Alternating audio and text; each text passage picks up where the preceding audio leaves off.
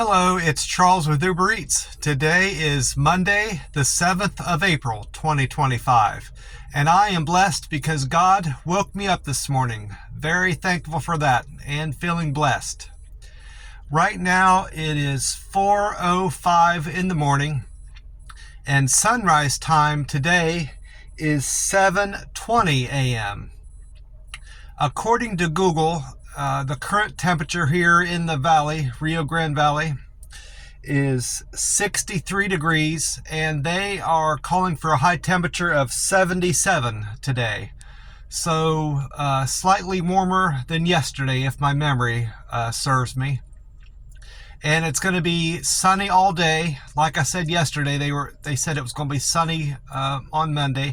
And the forecast for this week hasn't changed since yesterday. They're looking at sunny skies all week and gradually warmer as we go into the next weekend.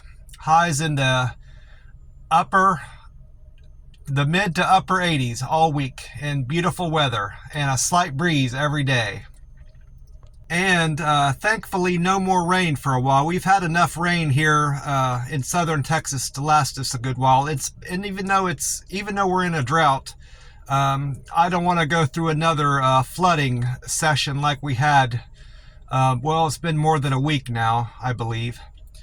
I did check some other temperatures in parts of the country I've lived in. I used to live in Columbus, Ohio, most of my life, and I moved out to Las Vegas for a year. Then I moved to Oklahoma City for about 7 or 8 months, and now I'm down here. I checked out. Because of that, I like to keep an eye on the weather, how the weather's been in those parts of the country. So I checked that this morning. Las Vegas is going to be up to 83 degrees today, high temperature. Oklahoma City, 65, and Columbus, Ohio, high temperature of 52. And partly cloudy skies in Columbus, and it's going to be sunny in Oklahoma and sunny, of course, in Las Vegas. Las Vegas has every year consistently has more than 310 or 320 sunny days out of the year, so it's sunny there most days and hardly any clouds in the sky, even when it's at its sunniest. There's been some days out there I didn't see a single cloud in the sky, and that was just that was something to see, because I'm used to having at least some clouds in the sky, being from Columbus.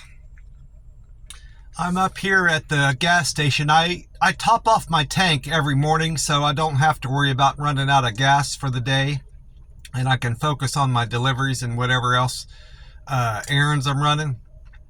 And I'm glad to see gas has gone back down. I hadn't mentioned this in my other videos recently, at least, but gas prices have been kind of creeping up. I had to pay, just last week, I think early in the week, I had to pay $2.77 a gallon. And I wasn't too thrilled about that. It could be higher. The gas prices are much higher in out west, Las Vegas and California. Of course, I've been monitoring that. The cost of living overall is higher out west, compared to Texas and Oklahoma. But nonetheless, I'm happy to see gas prices going back down. I topped off this morning at $2.57 a gallon, so hopefully that trend stays, and it maybe even gets a little bit lower. I would hope.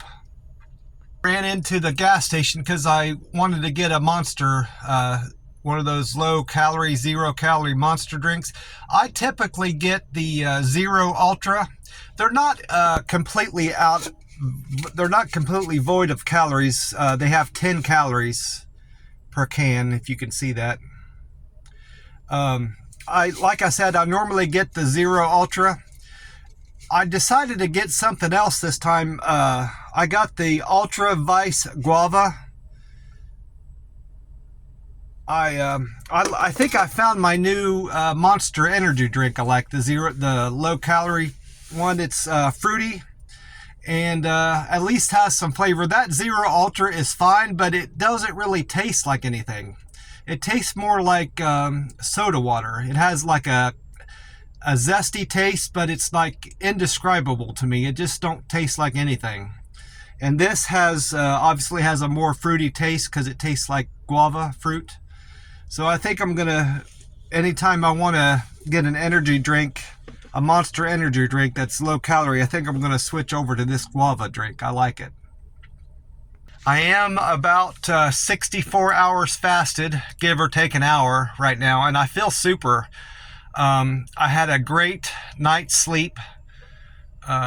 My house is always quiet, so I never have a hard time falling asleep or staying asleep on account of any noise.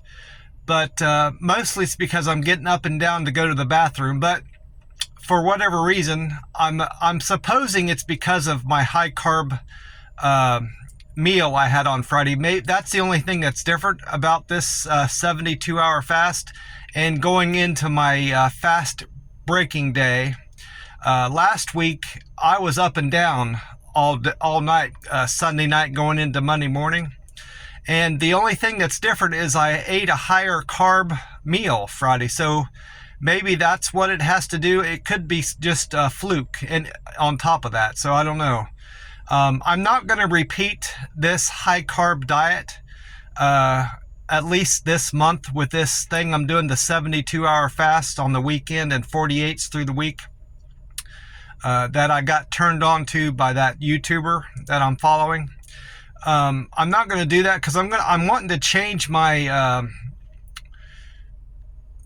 my macros every weekend to see how it affects me and how well I feel. I feel super in terms of my energy levels. So there's nothing inherently wrong with having a high carb meal just before my 72-hour fast. I feel basically the same. I just had a little bit better sleep this time around. I did do something different this morning. I tested my ketones. I have one of these, it's called True Plus ketone strips. What it does, you pee on these strips and it measures the level of ketones in your blood, in your system through your urine. And what a ketone is, my understanding is it's an energy source produced in your liver that is necessary because you're out of glucose in your blood. And that when you get low, when your glucose level drops in your blood, your body starts burning fat. And then that fat gets sent to your liver, and your liver uses that fat and converts it into ketones. And then your body runs off ketones. Every organ in your body virtually can run on this energy source. Your brain, your heart, all your major organs, and you're running on ketones. I've tested my ketone level before, and this is as dark. The darker it is, the more ketones in your body, and this is as dark as my ketones strips have ever been. I've normally been at the moderate to low level ketones. I've never been in the high. I'm up at the highest level of ketones that you can have, according to this strip test. I went online and to determine what those numbers mean. They have large amounts of ketones, which is where I'm at, is 80 to 160 millimoles. Then you got moderate, which is 40 millimoles. And then it goes small at 15, trace at 5, and then negative at 0. I've always hovered around small to moderate at the most, but I'm way up there this morning on account of this 72-hour fast I'm in. I nearly forgot, I did weigh in also this morning. I'm at 132.0, which is as light and thin and lowest I've ever been on my weight. Since I've started measuring my weight. I need to focus on protein. I think I'm going to make this a higher protein week. I get more bang for my buck eating protein in terms of volume and calories. I need to up my calories and try to hit over 8,000, maybe 9,000 with my meal when I break my fast today at 2. And hope for the best going through this month. I still have 3 weeks roughly through the end of April with this commitment I made with the rolling 72s and rolling 48s. that guy, that YouTuber. I'm going to try to stick it out. If I start feeling sick, or if I'm not able to hit 140 after my refeed, which today I'm assuming I'm going to hit close to 140. That's my plan, and that weight will be short-lived. The following day I'll be back down to 138 again, I'm assuming. And then if nothing else changes, I'll be back down to 135. And I don't want that. I want to get down to 136 or 137 at my leanest between refeeds. I want to hover between 137 to 140. I want to stay in that range, and because that's where I feel my best. I don't like this current trend where I'm getting well below 137 and staying there until I refeed again. That's not good. I had an excellent day with the Uber Eats app. I had mentioned I wasn't going to be stressed about making much money, but I ended up driving a good bit yesterday, just because I didn't have any other errands to run, and it was a fast day, so I didn't need to stop to eat anywhere, and I wasn't hungry. Surprisingly, I didn't. The thought of eating or hunger never crossed my mind. So this 72-hour fast regimen is something I could stick to going forward, assuming I can keep my weight up. That is, I'm still trying to figure that part out. But in terms of my energy levels and how I feel fine. I'm able to do everything I want to do. I'm able to walk, do my job, and I don't feel fuzzy at all. Sometimes when you're low on energy and you're tight, it makes you fatigued and you get confused about things. I don't have any of those symptoms. I drink plenty of water, and that seems to help. I did get a slight headache yesterday, not a bad one. If I were to measure it on a scale to 1 to 10, it was like a 2 or 3. But I just needed to hydrate. As soon as I drank some water, it went away in about an hour. So I was just getting dehydrated. But anyway, about my deliveries, I had tried out that thing. I learned that trick I had figured out with as I approach a customer's door and they have one of those Ring doorbells, and I got the idea to kind of introduce myself as I walked up to the Ring doorbell with my customer's order, and just say, "Hey, this is Charles with Uber Eats. I'm here with your McDonald's or whatever food I'm bringing to them. I would appreciate it if you rated me in the app, or I hope you have a great day," or just some, personal message I could deliver to them. I tried that out through the day, and it just felt kind of awkward to me, and I just didn't feel right. At first, I thought it was just something I needed to get practice at, but with every door I walked up to, when I noticed they had the door ring bell, it never got any easier for me. I said, I delivered different messages in different ways, and thought about better ways I could approach, the door and what I could say to them. And no matter what I tried, different variations, it never felt right. So I'm not going to do that. I'm getting enough engagement through text messages, calls when necessary, which is seldom that I have to call the customer. I only do that when I have went through all my everything I can do to find them, and then of course in person when I'm meeting the customer at the door. That's the best chance I have to engage with the customer and encourage them to rate me on the app. So I don't feel it's necessary to do that whole Ring doorbell thing. I'm not going to do it regardless. I checked my customer service scores where they rate me in the app and comment on my job performance. I hadn't checked it since Friday, and my scores have went up a good bit. My deliver with care on Friday was 240, and as of this morning, through Sunday, it went up 7. I had 7 comments on my deliver with care. I'm now at 247. And then my quick and efficient went up 5 points to 214.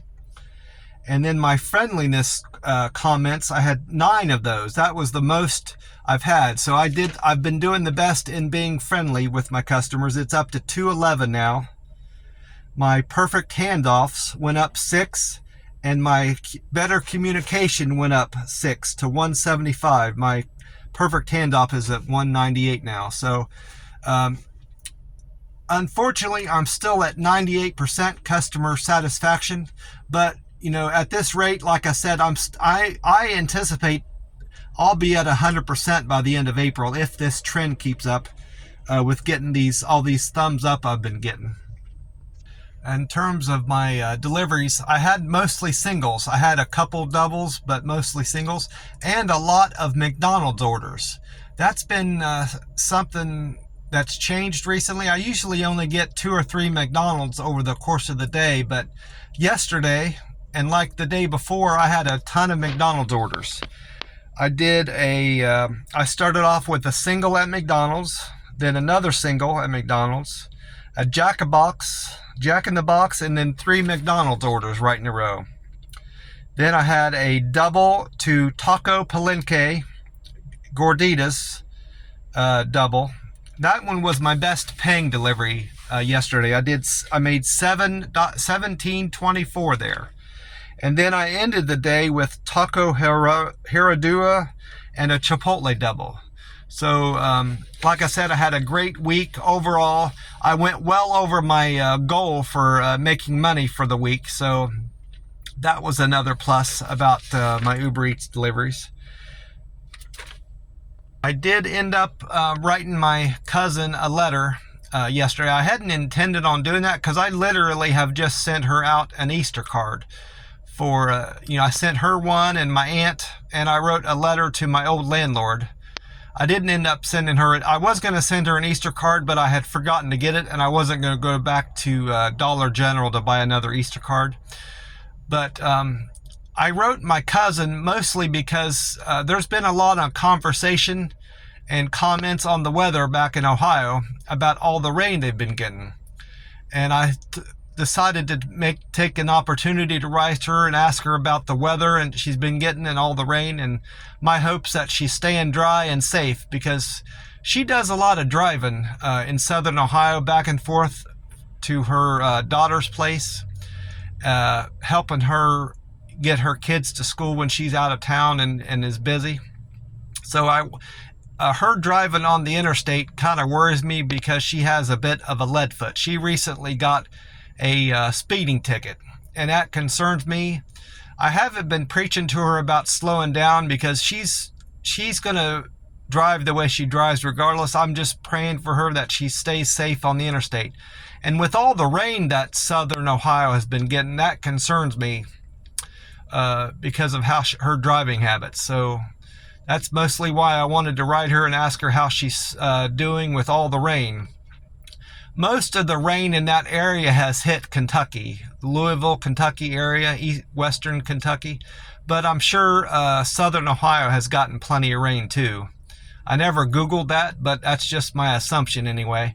From what I've heard from my aunt who lives down in that area too, they have gotten a lot of rain, and tornado watches too, my aunt mentioned.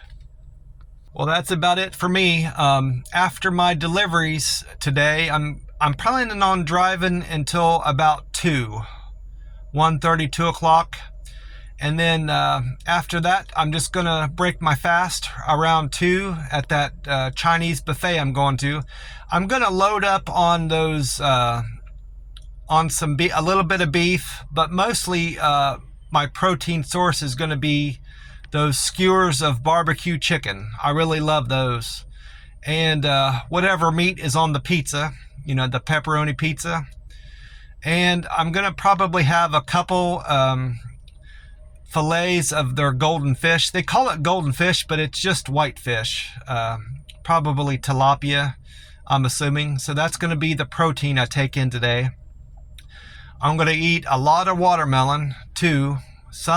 Mostly my fruit is going to be watermelon because of the iron. I need to get my iron back up for my plasma donation on Wednesday. I'm going to get a lot of broccoli. That's another iron source. string beans, Chinese donuts, Texas toast, rice, lo mein,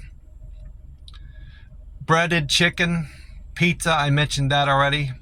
I'm going to load up on all that, and I'm going to eat a lot of fruit, and then plenty of ice cream. I'm going to really load up today. My calorie goal is to hit around 8,000 or 9,000 today. I'm going to reiterate, I don't count calories. I'm mostly checking on the calories for these meals I'm eating, because I'm not accustomed to breaking 72-hour fasts and eating this volume of food. So by knowing roughly how many calories are in these meals I'm eating, going forward in the future, I can look at what I'm eating, and I can know, I can remember what I've ate, and I can know how many calories are in each meal. And if I need to bump it up, I know how many calories I need to add, if that makes sense. It makes sense to me regardless. I guess that's what matters.